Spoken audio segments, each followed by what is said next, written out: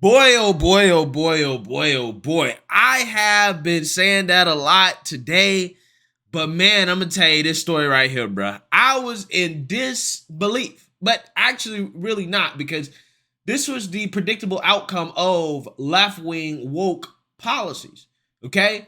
And we all know that California is the most Looney Tunes, ass backward, upside down state in this country, okay? That is why there's a mass exodus of people leaving California, because it has become cuckoo for Cocoa Puffs land. And this story right here is a prime example of the degenerate wasteland that California has become. And no, I'm not exaggerating. Take a look. In Oakland, where a neighborhood plagued with sex trafficking demands an end to the problem from those looking to become the city's next mayor. About 300 people attended the San Antonio Neighborhood Safety Action Forum to see how mayoral candidates plan to stop prostitution on East 15th Street. KPX5's Dahlin talks to neighbors about that ongoing issue. I lived on East 15th for a long time. It used to be a very quiet street, but after the city reconfigured International Boulevard, also known as East 14th, that pushed the sex workers a block over to this working class neighborhood. Every day, families are greeted with girls stopping traffic and soliciting customers. Stephanie Zarate pushes her stroller past the sex workers on a daily basis. Some girls in bikinis, others in see-through tops. I think that's not appropriate, but I mean, we can't really do much towards them. She says this type of behavior has become normal on East 15th. She worries for her two young kids. I'm scared for them to see them in that appropriate clothes, asking me questions appropriate, and not having an answer to them. The sex workers are so comfortable in the San Antonio neighborhood, they have no problem standing behind our interview, waiting for Johns. I mean, they don't mind whoever is there. They're careless nowadays. How does that make you feel? Sad. That was why her family came to this mayoral candidate event, not only to listen, but also demand a stop to the problem. It shouldn't be introduced at the age of 4 years old, that you're going down the street and you're seeing women dressed like this, you're hearing gunshots. You need to learn, if you hear a gunshot, duck down. Families say they're also fed up with homeless encampments and the gun violence. The Oakland is not a dumping ground, people. The Oakland is not a place that you come to you don't do anywhere else. And the Oakland, we're going to enforce the law when people come to violate the law. On the council, I'm the only one up here today that voted against defunding the police and making sure that we did not take away the police academies. Violence intervention and violence interrupters and violence prevention is equally, or if not more important, than the response only. As the candidates were trying to win votes, the sex workers stood a block away. Many neighbors want to close East 15th Street to non-resident car traffic. They want cops to go after pimps and johns and resources to help sex workers to get away from this line of work. Why here? Why in our community, not somewhere else? Why exactly Oakland only? You know, why do Oakland let people do things like that? I moved out because I didn't want to raise a family in this environment. But a lot of neighbors tell me they can't afford to move, so their only hope is that city leaders will stop this problem. In Oakland, I'm Dahlin, KPIX5. Yeah, poor kids. Poor kids. Imagine just taking a walk through your neighborhood with your children, or even sending your children outside to play and having to worry about prostitutes being outside trying to solicit johns while your kids are playing, right? Or while you're walking down the street. This is what California has turned into, right? This is what California is, okay? And we're going to talk about why this happened, hence, because of who they vote for. But before I get into that, we have to have a word from the sponsor of this video, Noble Gold. Hey, did you know silver prices are low right now because investors are selling their holdings because of a downturn in demand? Once fears subside, though, we could see a surge in demand for silver as consumers come back.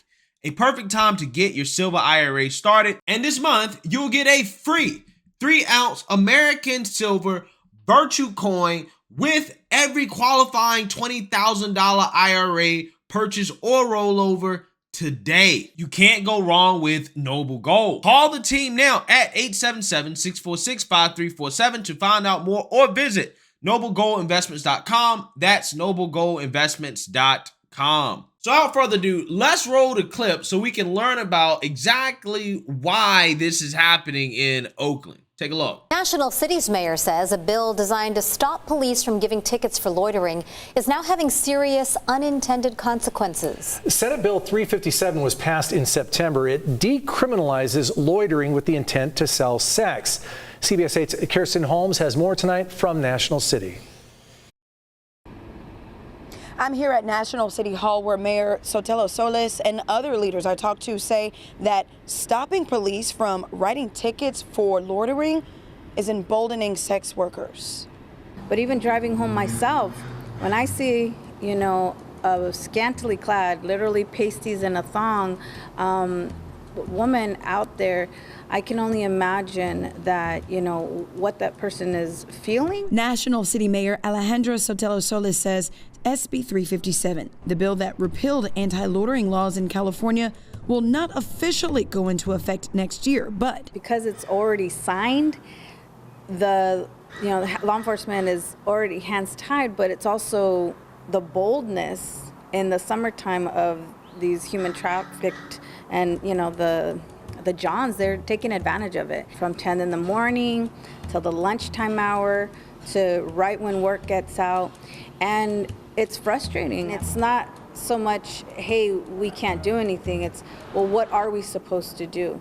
And so people are getting more bold. The track, everyone knows, is Roosevelt Avenue all the way over to Maine, over there, and that's what they do. You have the Navy base, you have all the semis parked on Roosevelt. We talked to businesses and people who live in National City. And while they didn't want to speak on camera, everyone we spoke with says prostitution is a problem in the area. One business owner says he even leaves pamphlets, hand sanitizer, and masks out to try and help encourage the workers to pursue other paths. Peter Crivillo's family has run Napoleon's Pizza in National City for 5 generations. The biggest problem that I see is tying the police officers' hands of what they can do. Just not prostitution, it's drugs, it's everything else that goes with it. So I'm sick of seeing it. Peter says this could really disrupt the economic growth that National City is finally seeing. You can put as much paint on the building as you want, but if you're not changing what's going out on the street, then new businesses are not coming in. Mayor Sotelo Solis says that she has sent a letter to Governor Newsom asking him to either repeal or amend SB 357. She says right now she's the only mayor that she knows of that sent this letter, but she knows that this is a problem that's affecting the entire county and the state of California. Reporting for CBS 8, I'm Kirsten Holmes. Yeah, so the irony of all this is that the Democrats call this bill the Safer Streets for All Act. Safer Streets for All Act, kind of similar to how they named the Inflation Reduction Bill, right? That does not reduce inflation, and this does not make streets safer. Again, if you want to know what the Democrat agenda is when they're passing their bills, just look at the name of the bill, and whatever the name of the bill says or what it suggests that it does, it just believe the bill is going to do the exact opposite, right? So with that being said, this is a classic example of you get what you vote for, right? I wonder how many of the people that are outraged about this stuff voted for Gavin Newsom. Probably at least 50-60% of them, right? Dude just swept the Democratic primaries. So they had 2 chances to get rid of this guy. One during a recall election in which Larry Elder should have been the governor of California. And I'm pretty sure that Larry Elder, even as a libertarian, would not allow something like this. I'm going to talk more about that in a minute. But you had a chance to get rid of Newsom there. You didn't do it. You had a chance to get rid of him in the Democrat primaries. Probably would have been somebody still woke. But you had a chance to get rid of him. At least that guy would be gone. Nope. They vote for him, right? Vote for him overwhelmingly. And this is what you get. A bill that decriminalizes prostitution, which, I mean, that's basically what it does. It lets prostitutes loiter industry and solicit sex out in public without police doing anything about it, right? Without them being arrested. Again, we all know what comes with that. We all know all the other types of crime and narcotics that come along with that. But in Democrat cuckoo for cocoa la la world, this is fine, right? This is empowerment, right? You're empowering the woman. You're empowering the sex worker, okay? You're not discriminating against women of color anymore, right? Or the trans community, okay? Because they want to associate black women and trans people with prostitutes, right? You notice how when they say they're standing up for the rights of, black people, LGBTQ people, what they stand up for is, activities like prostitution, right? That's standing up for black people and LGBTQ people, right? That is the Democrats' idea of fighting for so-called women of color, right? In marginalized communities. But these Democrats lack common sense. They have no common sense. And the reason why is because anybody could have saw this coming, right? In regards to what was going to happen. So if you knew it was coming, why didn't you just say, hey, you know what? Instead of making it legal, and this is a libertarian perspective here, okay? This is a libertarian perspective because the conservative perspective is to just ban it. You just ban it. But I'm saying this is how much common sense they're lacking, because if you're going to legalize this in the name of social justice, at least use some, again, common sense. Because in other countries where they, allow this stuff, right, where it's legal, okay, or at least decriminalized, they have designated places where women can do this, right? They can't just do it on the street. Some places do allow them to do it on the street, but they're designated areas where this is allowed, right? And they legalize, tax, and regulate it. But again, Democrats aren't even smart enough to do that. They put the cart before the horse, right? They just straight up allow it on the streets and say, oh, police can't arrest them for it, which effectively makes it legal. And then you have to deal with all the negative externalities of it not actually really being legal, right? AKA legalized, tax, and regulated. Legalized, tax, and regulated would mean that this is not allowed in the streets, but we have designated areas where if you want to do that, you can do that. They can't even get that right, right? They can't even get it right, okay? Basic things. And this is the end result. Kids being exposed to women selling their box in front of them. Somebody tell me, how in the world, as a parent, are you supposed to raise kids out in California? How? Because if you send them to public school, they might be indoctrinated, right?